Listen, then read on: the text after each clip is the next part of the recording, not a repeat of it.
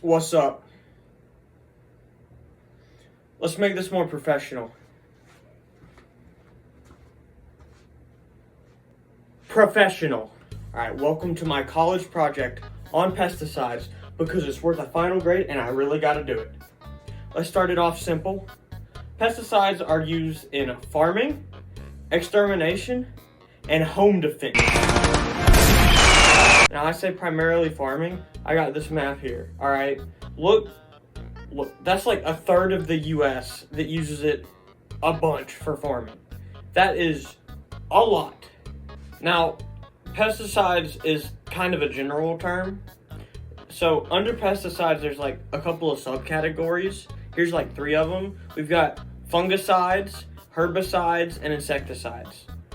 Now, they all kind of do, what the name has in it, if you know, like English, like basic English. Now, fungicides, they kill like plant disease pretty much. Like root rot, blight, and anthracnose. Now, it's like I said, plant disease. Now, it just kind of eats away at the plant.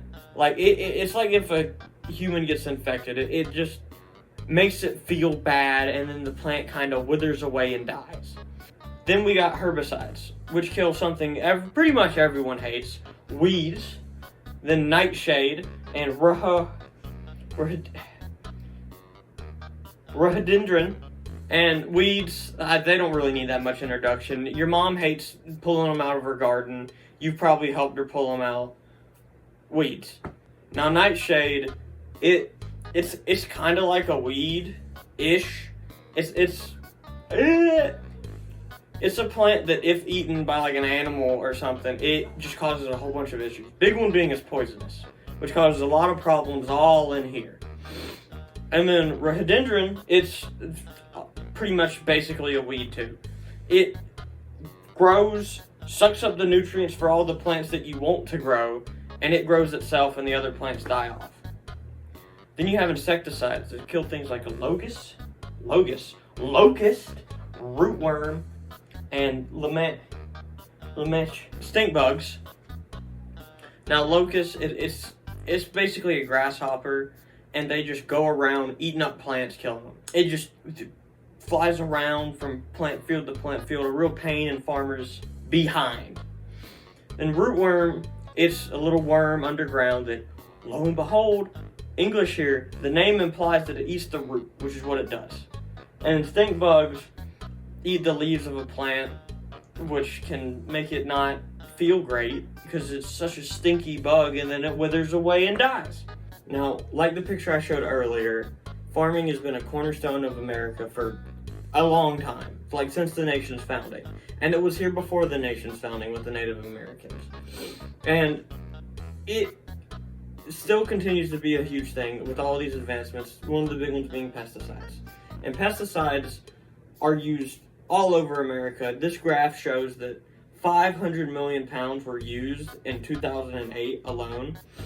And I don't know if you know how much 500 million pounds is, but it's 250,000 tons, which is 1,355,013 vending machines, which is 38,461 elephants. Now that's huge, but it still doesn't weigh as much as your money. So in short, pesticides kill disease, they kill insects, and they kill diseased insects. Now for this next part, I'm gonna need my chemist friend, so let me go get him real quick. What's up? Now, the chemistry behind pesticides is a little complicated, so we're gonna keep it simple. Pesticides work because science is cool. They contain a bunch of chemicals that harm insects and usually kills them, or at the very least will deter them from whatever location they're at. Tells them never to come back, you're trespassing, stay the hell out of here, get off my lawn. Now some of those chemical compounds are organophosphates, organochlorines, carbamates, pyrethroids, neonicotinoids, and dieldrin. Now I'm done yapping and we'll give it back to your great friend over there. Pleasure to be back. Now let's talk about some of the positives, one of which being kill count. Now, the amount of insects killed each year by pesticides is like roughly 3.5 quadrillion in the United States alone. So they're working, like they're doing their job, they're doing what they're supposed to. But around 385 million people are unintentionally poisoned by pesticides each year, and a whole list of complications that come with it. And that usually results in about 11,000 deaths, and that's not even the whole number. And it doesn't even include the people who experience long-term health effects from pesticides. Now, while it's mainly like the workers and farmers who are tending the fields getting poisoned, that's not to say consumers can't get poisoned too.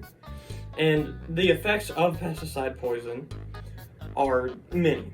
Long-term effects include Parkinson's, asthma, depression, anxiety, attention deficit hyperactivity disorder, cancer, leukemia, and non-Hodgkin's lymphoma. Short-term effects include irritation of the nose, throat, and skin, causing burning, stinging, and itching, as well as rashes and blisters. Nausea, dizziness, and diarrhea are also common. You've seen enough medicine commercials to know that ain't great. Now, they can also damage plants in the surrounding area that were not meant to be affected originally by the pesticides, which can lead to those plants dying, and now there's less stuff for the animals to eat, which leads to animals dying or moving or a shrinking population. Sometimes plants might be covered in a pesticide and maybe a little mouse comes up and eats a part of the plant. Now that rat's not feeling great, its meat's contaminated with pesticides, and then a bigger animal comes along and eats that rat. And then we capture the animal, we chop it up, people eat the animal, then they're not feeling great. It goes through, it's like a food chain, but if you throw a debilitating disease in the mix. Now here we have, that says fertilizer, let's change that. Now this shows like one of the biggest problems with pesticides, alright? So, when a pesticide's sprayed, if it's oversprayed or if it rains like shortly after, that pesticide will get washed away, and it can very commonly end up in a nearby water source like a river. And everything's got to drink water, right? Animals, plants, us. So that's not great. Now, while usually there's a water treatment plant, so usually you won't get pesticide chemicals in your like tap water or drinking water. We don't really have to worry about that. But animals and plants do. Like stuff on a surrounding riverbed is going to get this water that's mixed up with all these harmful chemicals, and then they'll wither away and die. And then animals are going to drink this contaminated water that makes them not feel great, and they're going to wither away and die. But there's plenty of ways that you can prevent this. One very easy way is by watching the Weather Channel. If you know it's going to rain soon, maybe hold off till afterwards or for a dry spell before you spray your pesticide. You can also add a buffer of land around the farmland so that the pesticides will affect this like buffer instead of, maybe some plants or water that would be nearby.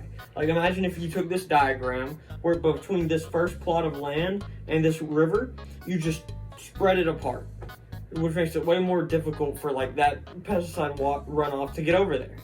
Now, instead of just containing it to the farmland, you could, contain it within the farmland.